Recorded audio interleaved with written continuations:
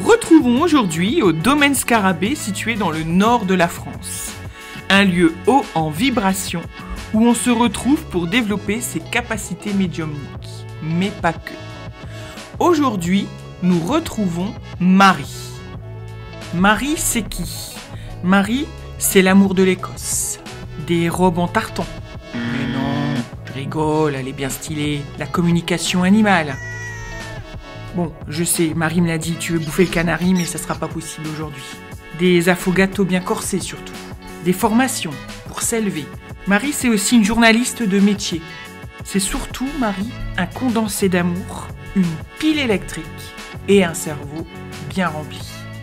Marie, c'est aussi un être humain. Mais bon, ça on sait pas trop.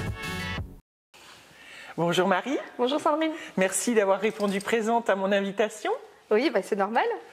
Alors aujourd'hui, on est là pour montrer aux gens qu'il existe bien quelque chose après la mort. Allons tout de suite dans le vif du sujet. Ok. Qu'est-ce que tu en penses? Pour moi, ça me semble tellement évident, si tu veux, parce que forcément, je les côtoie moi tous les jours en tant que médium, et c'est vrai que au fur et à mesure des séances et des médiumnités que je peux faire, j'aime bien prouver aux gens aussi ce que tu es en train de vouloir prouver aussi aujourd'hui. Quand tu reçois un message et que tu tombes pile poil alors qu'en fait tu canalises la personne, tu canalises l'âme de cette personne qui n'a plus de corps physique, mais qui son âme persiste et continue à vivre sur un autre plan. Quand tu donnes des détails extrêmement précis, tu peux pas les inventer, tu peux pas aller voir, tu peux pas essayer d'aller lire la personne en fait quand c'est quelque chose de très biographique qui est lié à la personne. Et quand tu vois les regards des autres qui s'éveillent et qui disent waouh, en plus il pense à moi, il vient pendant la séance, etc., etc. Ça ajoute vraiment du baume au cœur, de la joie, et de se dire qu'il y a autre chose après. Et on vit différemment ici sur Terre, notre incarnation aussi. Et donc forcément, je vais te dire que oui, la mort n'existe pas et que ce qu'on appelle notre âme, vraiment, est animée ailleurs. Ensuite, un âme, on dit anima, voilà, c'est l'étymologie.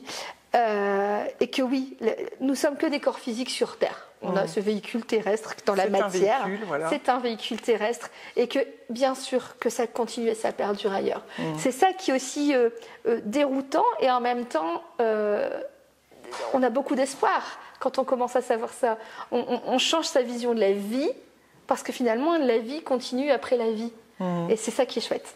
Et ta vision de la vie sur Terre, donc pour toi, mais qu'est-ce qu'on vient faire sur Terre du coup? Beaucoup de choses. On vient expérimenter. On vient expérimenter justement déjà d'avoir un corps physique.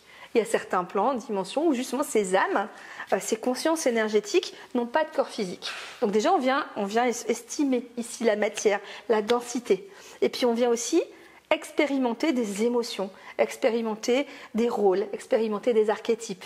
Tout ça pour justement nous élever au fur et à mesure et pouvoir permettre à cette âme d'être en formation, entre guillemets, formation terrestre. D'accord. Et donc elle vient chercher des choses, oui, tout à fait. Des connaissances, des apprentissages. Oui, des liens d'âme, voilà, des rencontres, des choses qui vont pouvoir justement lui permettre de grandir et de s'élever. En fait, finalement, c'est ça l'élévation spirituelle. C'est s'élever. Et s'élever, c'est quoi? C'est vivre plein d'expériences différentes, rencontrer des gens, peut-être expérimenter différents métiers, différentes formes de vie, de voyager, d'aller voir qu'il n'y a pas que sa façon de penser, mais il y a la façon de penser des autres, qu'il n'y a pas que sa vérité, mais qu'il y a la vérité des autres aussi. Alors pour toi, vibrer haut, ça veut dire quoi finalement? Alors vibrer haut, ça veut dire pas mal de choses. Vibrer haut, c'est quand tu vas chercher justement dans cette échelle d'émotions toute cette valeur, etc., qui est plus agréable, on va dire dans le bien-être. Quand on est dans les hautes vibrations, on est dans le bien-être. Et donc on va chercher la joie, on va chercher la paix, on va chercher la sécurité et l'amour, bien sûr, parce que là on est au-delà de hautes vibrations. Et c'est ce qu'on tend à être qui est le plus important. Et évidemment, quand on s'incarne ici, quelquefois on n'a pas forcément les bons rôles, mais qu'on peut très bien, dans l'incarnation plus tard, dire non, moi j'ai expérimenté d'être un peu le salaud de la bande, on va dire, et que la prochaine incarnation, quelque part, voilà, moi j'aimerais plutôt aller vers les autres et puis pouvoir me donner de mon temps, etc., etc. Tout est expérience et tout ce qui est incarnationnel, quelque part, est signé quand tu t'incarnes. C'est ça aussi qui est intéressant à savoir. C'est dur des fois d'entendre ça, par exemple, quand un parent perd son enfant. Mais bien sûr. C'est pas dans la logique des choses, mais vraiment dans les contacts défunts, notamment avec des enfants. J'ai encore fait un bébé hier qui expliquait pourquoi, du comment il est arrivé, et sa maman c'était une warrior, et que c'était pour prouver qu'elle avait cette valeur par rapport aux yeux des autres, etc. Il y avait quelque chose d'extrêmement troublant et qui allait droit au but pour la maman de comprendre, et ça lui a fait extrêmement bien de savoir ça, que ce n'était pas, et puis que cette âme, en plus, il est resté, c'est-à-dire que cet enfant a eu voilà, un problème cardiaque, mais normalement il n'aurait pas dû vivre. Et il expliquait qu'il avait pris du rab, donc il est décédé 1 mois et demi après parce qu'il voulait avoir du rab. Il avait la rage de vivre et elle l'explique. Et c'était vraiment très troublant, en effet. Donc voilà, on vient chacun avec des temps d'incarnation qui sont plus ou moins courts et aussi des rencontres avec nos parents, avec nos amis, avec notre amoureux, qui font que voilà, on avait demandé ce genre d'expérimentation terrestre dans cette incarnation. Donc en fait, on signerait, je dirais, une sorte de contrat avant de descendre sur Terre, dans lequel on dit, voilà, je viens expérimenter ça, ou donc ça peut être la tolérance, la patience, oui, la persévérance, enfin, toutes ces choses. Et même l'impatience, l'intolérance. Oui, les choses aussi, en fait. Voilà, tout à fait, dans les deux sens. Et donc c'est ça qu'on a signé, et ensuite, on y va. Ensuite, on y va et on garde par contre ce qui est très important, c'est le libre arbitre. L'âme a le libre arbitre aussi de refuser cette incarnation ou de l'accepter pleinement. Bien sûr que quand on l'accepte pleinement, oui, il y a quelque chose de beaucoup plus fluide et il y a beaucoup de gens justement qui sont dans un refus incarnatoire parce que justement ils vivent des choses pas très sympas et que oui, c'est pas juste, c'est injuste. Mais quelque part, dans un certain cas et justement dans ce début d'incarnation, souvent c'est très juste. On est venu vivre des choses sur lesquelles on a désigné certaines choses à vivre avant de s'incarner. Et donc tu dis on peut refuser, mais on se souvient plus quand on arrive là sur Terre. Complètement, c'est ça aussi qui est intéressant, c'est que finalement quand on commence à se sentir mal à l'aise ou à avoir, se sentir ralenti dans les choses, il faut aller voir aussi notre système de croyance. Et généralement, bien sûr que sont tes parents qui t'ont donné un système de croyance qui était le leur, puis ensuite l'école, puis ensuite tes amis, etc. Et quand tu commences à être un petit peu serré dans ces croyances en disant non, mais moi je ne veux pas, je voudrais comprendre, j'aimerais savoir pourquoi tout ça m'arrive. Et c'est là que souvent débute l'éveil spirituel. Et tout est affaire aussi d'expansion, contraction. Si les gens peuvent aussi comprendre ça, c'est que quand on a un malheur, quand on a une très très grosse contraction énergétique dans notre vie, on a une expansion justement vers cet éveil, vers justement cette compréhension de l'incarnation, du monde où on vit et du monde d'après. C'est ça aussi qui est intéressant. Merci beaucoup de nous avoir donné ton avis. Rien, donc en fait là plaisir. maintenant nous allons, si tu le veux bien, expérimenter en fait un contact défunt. D'accord. Donc je vais tester pour vous. C'est voilà un grand moment à chaque fois. Donc ce n'est pas ma première expérimentation à moi de contact défunt. Par contre, avec Marie sur le contact défunt pur, une séance comme ça sera la première. Ouais, c'est la première fois. On y va, c'est parti. On va y aller gaiement. On y va. Et puis, comme ça, vous pourrez voir, en fait, l'idée vraiment, c'est de voir ce qui vous attend. Si vous décidez de prendre rendez-vous un jour avec Marie ou avec un médium qui est par chez vous, eh bien, vous verrez ce que ça fait. Et moi, en tout cas, je suis prête à y aller. Quelle pression. Allez.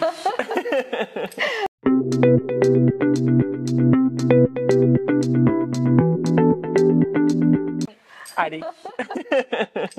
Allez, on y va. Alors, ce qui est toujours intéressant, c'est que généralement, comme on a pris rendez-vous pour aujourd'hui, généralement, moi, j'ai eu on a déjà des messages et des perceptions et des présences en sachant que je venais te voir. Et clairement, en fait, la première présence ce midi, et c'était très drôle parce que c'était à table au restaurant et que j'ai vraiment senti le à côté de moi. C'était un monsieur et c'était ton papa. Et j'ai senti une vraie jovialité en fait à vivre, à vouloir profiter encore de la vie sans la vie. Tu vois. Et le premier message que j'obtiens là maintenant, en fait, c'est il me fait beaucoup rire, ce qui me dit enfin, en fait, je suis dans la lumière. En fait, là, filmé, en fait, il trouve ça très cocasse d'être filmé alors qu'il n'est pas présent. En tout cas, présent dans la matière. Mais ça m'étonne pas de lui parce qu'il est il était très comique. Donc, il adorait rire et faire des blagues. Et du coup, ça ne m'étonne pas du tout qu'il puisse faire des... Il parle aussi de cette capacité que tu avais petite quand c'est drôle parce qu'il explique que justement quand il y a une petite crispation, une dispute ou que les gens râlaient ou qu'il râlait lui surtout parce qu'apparemment il râlait. C'était un râleur que tout de suite il faisait wouh wouh wouh un peu le clown. Oh regardez, j'ai une nouvelle barrette. Oh regardez, je me suis mis des paillettes. Enfin il y a un truc un peu très pacificateur chez toi que tu as toujours eu dans la famille. Je sais pas si ça te parle du coup. Oui, c'est vrai. Et donc ouais, et c'est drôle parce que je vois aussi un anniversaire. Je vois un anniversaire et on t'offre un vélo. Ça te parle aussi ça? Oui, j'ai eu un vélo. Moi, t'as eu 8 ans. Ça te parle à 8 ans?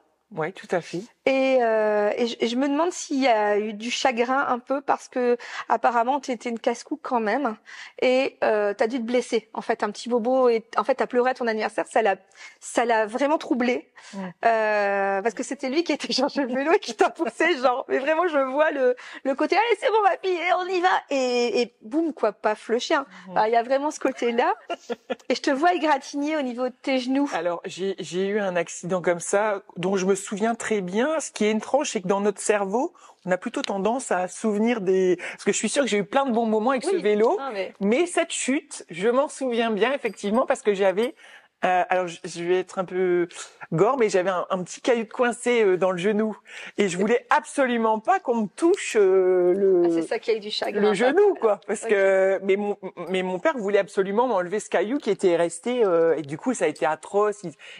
Alors ils avaient pris du désinfectant qui piquait. Enfin j'avais l'impression de mourir et donc il a dû me tenir parce que il fallait enlever ce caillou. Je voulais pas qu'on m'approche. Donc il a été contrarié de devoir enlever ce caillou. Effectivement, c'est vrai que c'est hyper rigolo. C'est un épisode qui reste. Le caillou du vélo. Le caillou du vélo.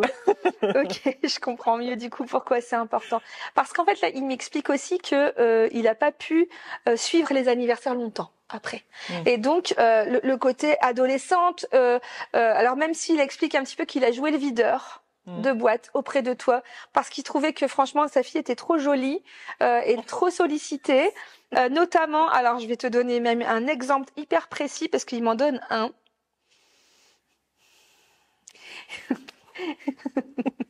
Je vois un mec avec un t-shirt Waikiki. Alors, je sais pas si ça te parle. Ben oui, c'est l'été. C'était notre époque, ouais, effectivement. Et un t-shirt blanc avec les grosses inscriptions là, et vraiment, c'était presque limite du harcèlement. J'ai l'impression que c'était pas quelqu'un de l'école, mais qui t'a suivi en fait. Je sais pas si un jour tu as eu cette mésaventure d'être suivi ou. Oui, mais carrément. Et pardon. Et il était là en fait. D'accord. Et il a vu la scène. Enfin bref, c'est pas une très bonne scène pour moi. Ouais, non, mais c'est parce qu'il veut expliquer aussi que il a été présent aussi, même quand il était plus présent dans la matière. Il t'a suivi en fait et il t'a beaucoup protégé. Il te protège encore. Et justement, il continue à me donner des exemples.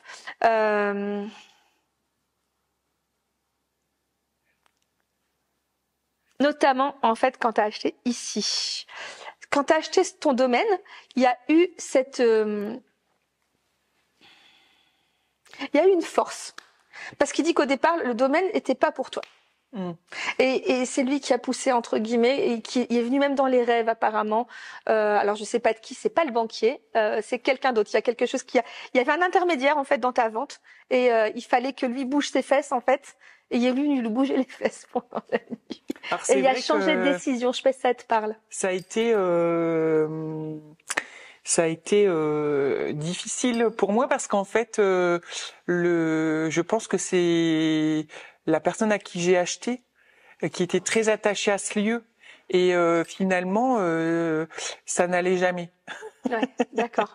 Ça n'allait jamais. Et pourtant, il avait quand même un projet et tout ça, mais ça faisait déjà 6 ans que ce lieu était en vente et trouvait jamais le bon acquéreur. C'était toujours des excuses pour pas vendre. D'accord. mais moi, je savais que c'était ce lieu. Donc, il y a quand même eu le Covid entre deux. Donc, j'ai patienté quand même. J'ai patienté 1 an et demi pour avoir ce lieu. Mais je sais pas. J'avais beau aller visiter d'autres lieux, c'était toujours celui-là qui revenait. Et donc, c'était ce lieu, quoi. C'est inexplicable, mais c'est ici le domaine Scarabée. Mais c'est vrai que il dit papa est là de toute façon. Papa est là et papa est là. Okay. C'est-à-dire que il faut te mettre en tête que oui, c'est presque comme si, alors il me fait rire parce qu'il dit à mon âge je serais à la maison de retraite, j'aurais pas aimé. De toute façon, il fait j'aurais pas aimé. Je pense que c'est quelqu'un qui était hyper indépendant et qui voulait absolument pas dépendre de quelqu'un. Et donc je pense que justement quelque part, tu vois, dans son énergie, il aurait pas pu vivre justement très vieux. En tout cas, dépérir. C'était pas dans son caractère. Et notamment, il revient sur cette vision que j'ai justement de cette. Tu vois, c'est quelqu'un, c'était un bosseur et qui ramenait l'argent à la maison mais qui s'était compté. Mais le plaisir qu'il avait, c'était sa voiture. Et je vois avec sa voiture. Et tu vois là, je vois le sigle. Pour moi, c'est Opel et c'est une Opel verte. Et il était méga fier, mais de ses sièges, mais il vous engueulait. Genre, je te vois avec une sucette, mais venir avec une sucette, je te promets, ça. Alors déjà, je confirme, c'était bien Opel. Tous les 3 ans, il achetait la nouvelle Opel. C'était vraiment incroyable. Ça me touche parce que c'était sa voiture. Et voilà, c'était une marque pour laquelle il avait confiance et je sais pas, pour lui c'était Opel. Donc on a eu toutes les Opel, je crois, toutes les berlines Opel, on les a eues. Et donc il vient un petit peu en disant, je m'excuse que franchement des fois j'étais presque trop, c'était chiant en fait, à cause pour cette voiture en fait. Je vous vois partir en vacances aussi, le long de la côte d'Opale. Pour moi c'est au niveau de la côte d'Opale, le Cap Blanc-Nez, tu descends même vers la Somme. Enfin tu sais cette partie là. Il aurait préféré, il aurait aimé continuer longtemps. Et c'était en fait même de vous voir. Ton papa en fait avait des plaisirs simples. Il était pas chiant, il était pas, voilà. Et ce plaisir simple de vous voir vraiment gambader en fait, c'est marrant, je vois quelqu'un avec un plâtre, mais c'est pas toi. Moi, je pense que c'est ta sœur. Je la vois avec un plâtre. Alors, c'est plutôt jambe droite. Et ça me fait rire parce que clairement, dès que vous étiez pas bien, dès que vous étiez blessé avec tes genoux, regarde, il me parle toujours de ça. Ça lui faisait du chagrin, quoi. Alors, il était très sensible. D'ailleurs, on rigolait parce que on regardait La Petite Maison dans la Prairie à l'époque. Et on rigolait parce que nous, on pleurait pour Charline Gals ou Marine Gals, mais lui aussi. Donc, on le voyait qu'il faisait discrètement. Tu vois, c'est drôle parce que t'as vu pourtant dans sa carrure, il a une vraie carrure. J'oserais même dire que c'est tout à fait mon type d'homme. Mais je sais qu'il rit avec ça, il aimait bien quand même. Il aimait pas plaire, c'est pas quelqu'un qui se trouvait beau, mais il y avait quand même un charisme. Tu sentais qu'il y avait une présence quand même là, disponible aussi. Vraiment ce genre d'homme disponible. Il me parle aussi alors c'est drôle, on va dans peut-être quelque chose que t'as pas connu, dans le service militaire. Oui. Il a été réserviste. Il était très fier d'avoir sa béquille en fait. Alors j'en sais pas beaucoup plus, mais il a monté des grades. Pas sa béquille, sa quille. Ah, sa quille, oui. Pardon, celui qui dit on dit une quille, pas une béquille. C'est le trouble. Sa béquille. Ça doit peut-être vouloir dire quelque chose, mais oui, il avait sa quille et en fait il est monté en grade. Là-bas, alors ça on le sait parce qu'il nous en a beaucoup parlé, mais j'ai pas beaucoup plus en info. Moi j'ai l'impression que ça s'est au départ très mal passé. Ouais. où il s'est senti dépassé et pas possible pour lui physiquement. Et quelque part, il y a eu un truc, je pense qu'il y a eu une amitié, il a senti de la fraternité qu'il n'y avait pas eu forcément au sein de sa fratrie. Tu comprends ce que je veux dire? Et donc du coup, cette fraternité qu'il découvrait finalement à l'âge presque adulte, lui a permis d'aller plus loin et de se dépasser en fait. Il y a une notion de dépassement. Et je vais te le dire, là, on est en guidance totale. Il te demande là de toi te dépasser comme lui l'a fait. Parce que toi aussi t'as trouvé, toi aussi t'as trouvé la fraternité. Sympa, petit cadeau là, Michel. Toi aussi, purée. Moi aussi, je vais pleurer. Il y a beaucoup d'émotions à le dire, en fait. Et c'est pour ça qu'il revient sur cet épisode qui, je pense, l'a transformé. Cette période du service, bien sûr que c'est quelque chose de lambda, entre guillemets, pour des hommes d'un certain âge, de service militaire. Lui, ça n'a pas été le côté il y a une amoureuse qui m'attend. J'ai vécu vraiment au jour le jour et je l'ai vraiment bien vécu. J'étais content de mes permes, bien sûr, mais il y avait un côté où il n'était pas mécontent d'y retourner. Je le vois retourner en train. Je le vois en train, beaucoup en train, entre deux trains. Est-ce que son métier aussi, c'était entre deux trains? Alors, il a beaucoup voyagé, effectivement. Ouais. Il est allé au Brésil. Enfin, il est allé en Angleterre. Il a géré les soupapes du tunnel sous la Manche. Ah ouais. On était très fiers de lui. Mais c'est vrai que je comprends sa fratrie. C'est ce que j'ai découvert par le biais déjà de ma petite sœur. Enfin voilà, j'ai vécu des choses ces derniers temps, mais aussi au niveau de mes amis. Et je me suis rendu compte que la vraie fratrie, ça peut être aussi des amis juste choisis et non pas quelque chose qui t'est imposé. C'est nouveau aussi dans ma manière de vivre. Ça y est, je vais pleurer. Mais voilà, j'ai beaucoup d'amis aujourd'hui qui font un peu partie de ma famille, quoi. Ouais. Et ça, je pense que tu vois, ça, tu tiens ça de ton papa. C'est vraiment un trait de caractère. Alors j'ai une dame qui touche à mes cheveux, qui est exaspérée que j'ai les cheveux courts.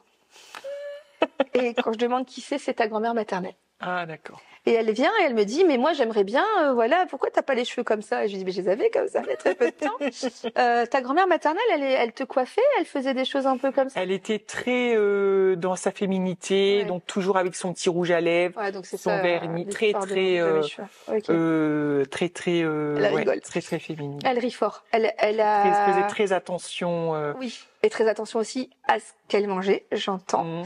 Ce côté aussi, alors c'est drôle parce que tu pourrais peut-être presque la sentir parce qu'elle est très présente physiquement et moi elle me passe à travers là, je sens vraiment et qu'elle va vers toi.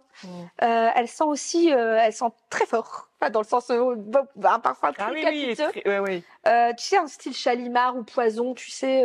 Exactement. Ce côté vraiment le truc un peu lourd quoi, le truc qu'on met plus trop en ce moment. Ça doit être Poison parce que je l'entends en fait. D'accord. Donc ok. Donc un parfum capiteux. Elle me parle aussi que tu as récupéré des colliers. Alors, j'ai récupéré un foulard d'elle et sans doute mes tantes des bijoux. Un collier en fait, un collier assez court. Pas des sautoirs en fait, vraiment un collier assez court. Pourquoi c'était important? Ouais, elle aimait bien les camés. Tu vois les camés? Ouais. Tu vois les petits camés. Elle me montre. Désolée, on est un petit peu truc girly là parce qu'elle me montre sa boîte à C'est ma bijoux. grand-mère maternelle. Maternelle, elle était comme ça. Mamie Jeanne. Oui, Mamie Jeanne, elle me dit, tu sais, la santé, c'est hyper important. Et moi, je me suis un peu négligée au profit des autres. Et j'ai l'impression qu'elle a eu une infection au long cours qui a fait que finalement, elle aurait pu aussi avoir plus de confort. Mais elle faisait, non, je vais aller plus loin. Non, non, le docteur, non, pas aujourd'hui. Et ce côté aussi prise en charge, elle a eu une prise en charge palliative, ta grand-mère? Je sais qu'elle est allée à l'hôpital, effectivement. Et que c'est là-bas qu'elle est décédée en fait. Dans l'hôpital. Il y a eu beaucoup de soins de confort par rapport à la douleur.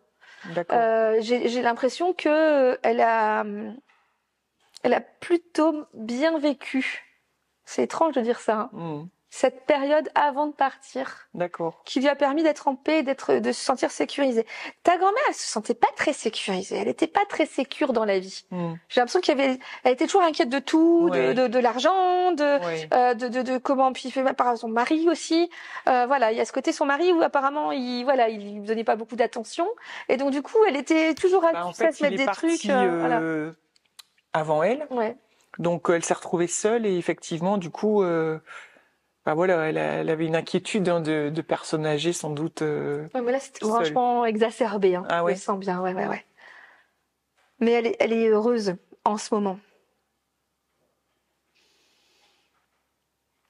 Elle est heureuse et je pense qu'elle avait un caractère très créatif. Il y a quand même quelque chose de création un peu.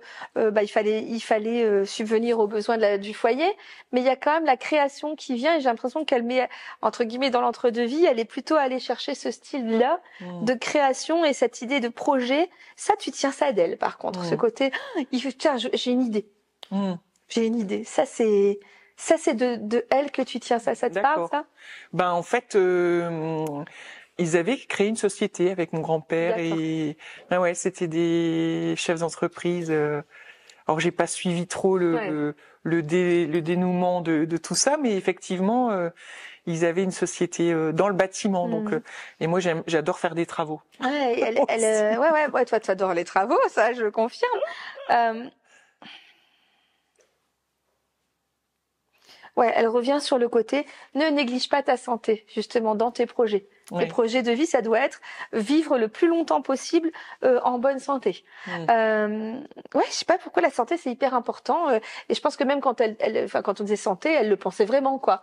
Genre j'envoie vraiment des vœux de bonne santé. Des bonnes années de bonne santé, c'était hyper important pour elle. Ça, il y a aussi une notion avec ta grand-mère d'avoir vécu un déménagement un peu forcé. Quand elle était assez jeune. Alors, je sais pas si tu connais l'histoire avec tes arrière-grands-parents. Tes arrière-grands-parents. Il y a quelque chose un rapport avec la guerre, où justement, tu vois, le village, on savait qu'ils allaient passer dans le village, quoi. Et que clairement, on a dit, bah non, écoute, t'irais pas chez Tati. Tu sais, et il y a ce côté un peu pendant plusieurs mois, je pense qu'il y a eu un éloignement avec tes arrière-grands-parents du coup, qui ont été un peu lourds, mais qui étaient nécessaires. Elle le sent maintenant en fait, et le message c'est par rapport à ça, c'est que c'est peut-être aussi pour ça transgénérationnellement que tu gardes tes enfants auprès de toi. Il y a ce côté-là où se sentir, tu sais, pas abandonné, mais cet étirement du lien. Je pense qu'en fait, ce qu'elle a ressenti fait que finalement, toi, dans le transgé, voilà, il y a le fait que tu bosses avec tes filles, tu vois, et il y a ce côté-là de regroupement familial qui pourrait te donner un indice sur ce que tu vis en ce moment. D'accord. Et je la trouve joviale et en même temps très anxieuse. Elle est comme ça, elle est souriante, elle aime bien prendre la lumière, mais elle a quand même ce côté, tu sais, d'hypervigilance. Je pense que c'est un peu ça, vraiment. L'hypervigilance. Vraiment, c'était cette inquiétude du lendemain. Ouais. Et à la fois toujours pomponnée, toujours jolie, rayonnante, quoi. Tu vois, c'est toujours assortie. Enfin, je l'entends. Toujours assortie. Le petit tailleur rouge, comme elle était blonde, avec le petit rouge à lèvres. Aussi envie d'un intérieur mais nickel. Un peu maniaque. Le côté où j'ai l'impression qu'elle n'avait pas beaucoup de pièces, tu sais, mais que c'était au cordeau pratiquement, et que par contre, ça la dérangeait pas que les petits enfants viennent et foutent un peu le Bronx. Il n'y a pas de problème là-dessus. Mais il y a quand même ce côté où on va vite ranger. Tu sais, il y a le verre, il est comme ça, elle fait ça, quoi. Il y a quand même un petit peu ce côté-là. Il y a beaucoup d'amour. C'est vrai aussi. Non dit. Beaucoup d'amour pas dit forcément. Au moment où vous étiez vivant, où elle était vivante et où vous étiez avec elle, mais beaucoup de soutien et d'amour. Et puis même ta maman, il faut peut-être lui dire aussi, il y a un gros message à maman qui est dans l'anxiété, je pense un petit peu aussi, et peut-être lui expliquer que c'est pas elle, mais que c'est peut-être un peu aussi par rapport à l'éducation qu'elle a eue en fait, cette anxiété en fait, tu sais, par rapport, je sais pas si ta maman elle aime bien, parce que là j'entends ta grand-mère qui me dit mais elle regarde pas la télé, elle regarde pas les infos. Enfin, elle ne supporte pas. Et dès qu'elle regarde les infos, elle n'est pas bien après. Et je ne sais pas si ta maman t'as cette idée-là pour elle. Mais elle dit que voilà, il y a quand même un fond d'anxiété familiale. On en a parlé la dernière fois où elle est venue et effectivement, c'est pas trop son truc. Ça va la stresser, ouais. Donc du coup, c'est ça qu'il faut aussi qu'elle comprenne, c'est que son anxiété n'est peut-être pas forcément à elle. D'accord. Et qu'elle peut aussi s'en débarrasser du coup, comme c'est pas à elle. Et elle pourrait vivre longtemps. Elle pourrait vivre vieille, plus vieille encore. Et elle est heureuse de voir que sa fille a su aller au-delà, entre guillemets, justement, peut-être d'un manque de, comment dire, pas d'affection, mais de montrer, d'avoir eu de l'affection montrée, en fait. Parce qu'apparemment, ta maman t'a montré de l'affection par rapport à ce qu'elle a eu de sa maman. Et elle dit que vous êtes des femmes fortes dans la famille. Oui, on est des femmes fortes. Vous allez ça, c'est une évidence. Et elle a, je ne sais pas pourquoi elle insiste là-dessus, elle a profondément aimé son mari. Mais oui. C'est un amour, même là je le ressens. Inconditionnel. Elle le suivait partout. Elle a adoré mon papy, quoi. Ouais, ça, c'était vraiment l'amour de sa vie. Ouais. On n'en a pas deux, elle dit, comme ça. Quand il est parti, elle s'est effondrée, quoi. Ça a été super dur pour elle et à la fin. Elle a dit mais maintenant vous êtes tous grands, je peux rejoindre. Ouais, c'est sa dernière phrase. Ouais. Enfin voilà, c'est ce qui lui a fait partir. Papy Kléber, ouais. Donc ouais, c'était un amour comme j'en ai vu rarement. Souvent, tu vois, là par exemple en médiumnité, quand je perçois un grand amour, je le sens dans mon corps, tu sais, ça me remplit, ça remet mon amour à plein. Et donc c'est super agréable en fait, parce que les gens sur fond disent ah oui mais tu parles aux morts, tu te charges, mais au contraire, ils reviennent un petit peu nous évoquer des souvenirs et ça nous booste aussi nous d'aller chercher ce genre de souvenirs biographiques, parce que eux ça les remonte. C'est-à-dire que nous, finalement, cet amour qu'on perçoit, ils se nourrissent aussi de l'amour de ce souvenir, en fait. N'oubliez pas aussi que quand vous vous souvenez de vos défunts, vous allez réénergiser. Il y a quelque chose de nourrissant à se souvenir d'eux.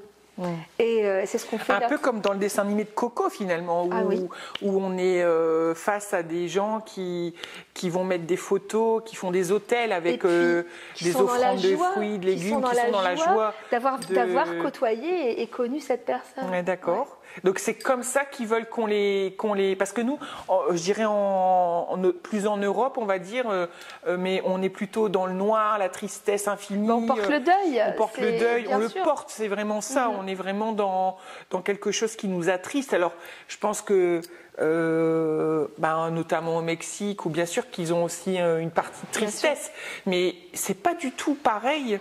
Et inversement, regarde en Afrique, dans certains pays subsahariens, on loue des pleureuses pour vraiment partir. Donc on a tous des façons, suivant les croyances et l'éducation, qui font que le deuil est plus ou moins vécu différemment. Mais le deuil est une période obligatoire et nécessaire. Ça, on l'oublie aussi, en fait.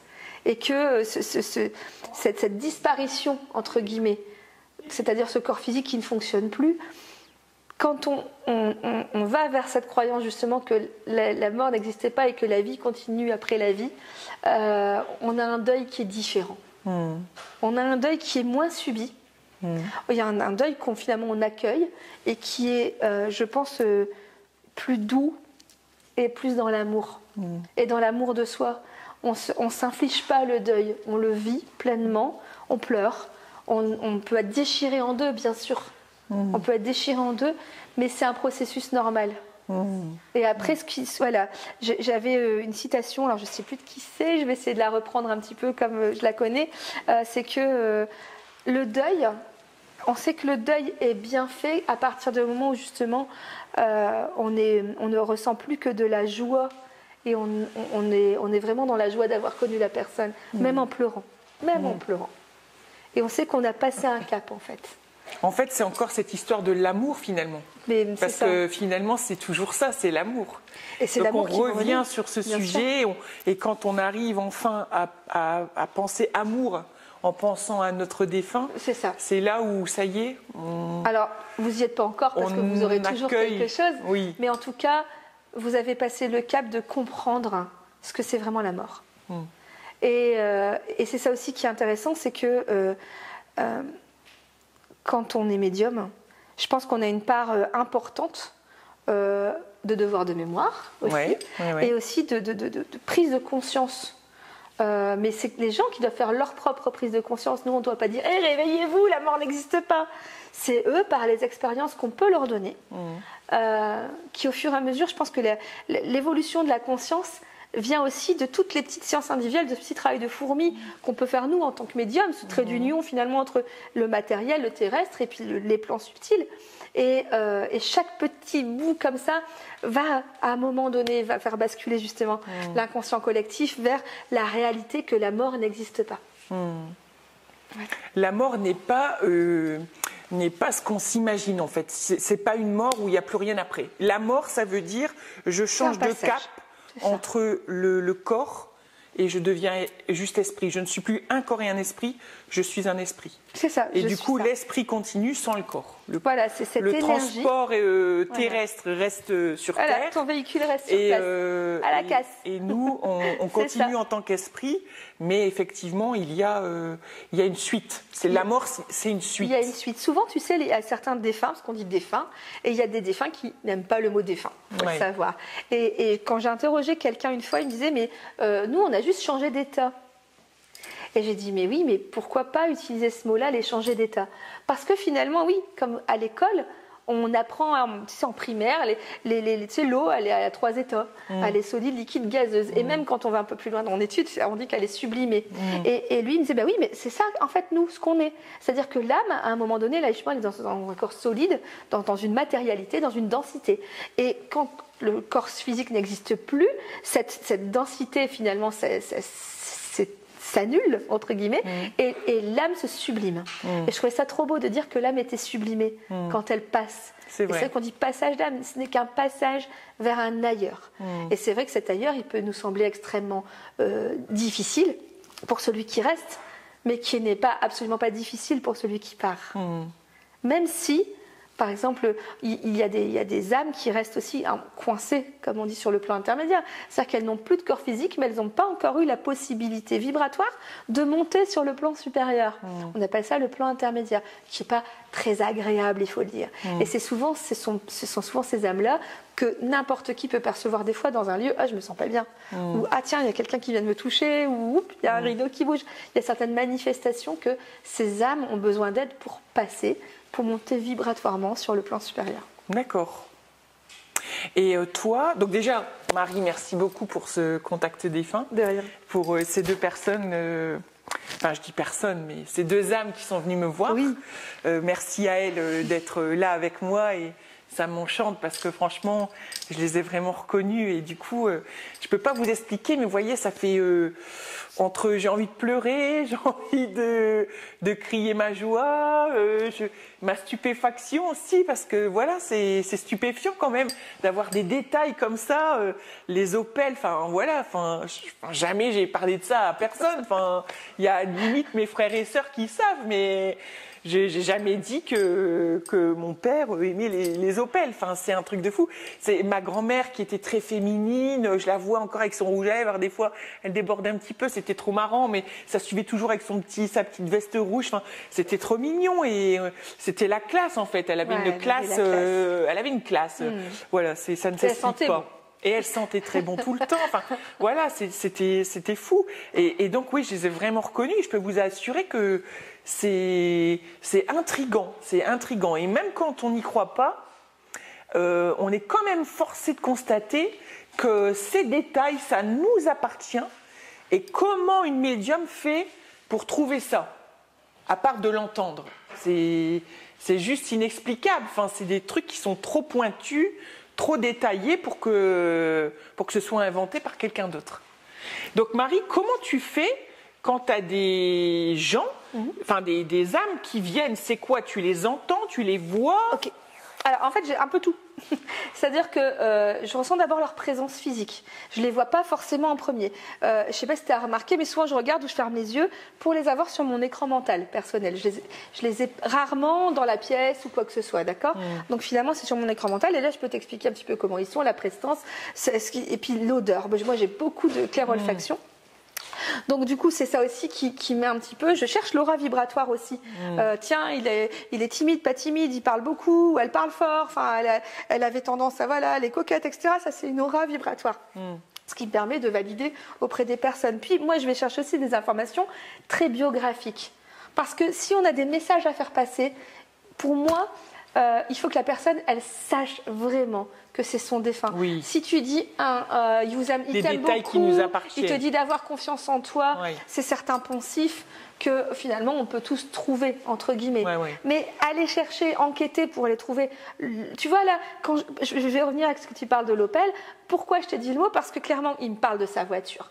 Mais les hommes, là, généralement, en plus de cette génération, parlent de leur voiture. Il faut aller plus loin. Et donc, du coup, j'ai demandé la couleur verte. Puis j'ai demandé, du coup, j'ai vu le sigle, en fait.